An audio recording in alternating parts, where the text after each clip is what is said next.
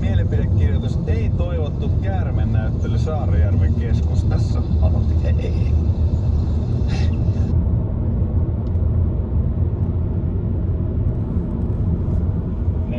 Tapa myöskin haastaa se vaalitulos. Ja sen saattaa, että se tapahtuu joka tapauksessa, että on niin kuin perustus tai se on semmoinen selkeä linja, että jos nämä kulkijat on katsellut kattoja, jotka on tuolta restauroitu näkyviin. Ja tämähän on paikkana tosiaan kuuluisa siitäkin, että täällä on tämä on sulle säätietoja, niin tähän luen kuitenkin.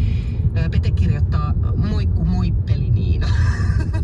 Tää on nyt alkanut tää, kun mä itse sanon heippu.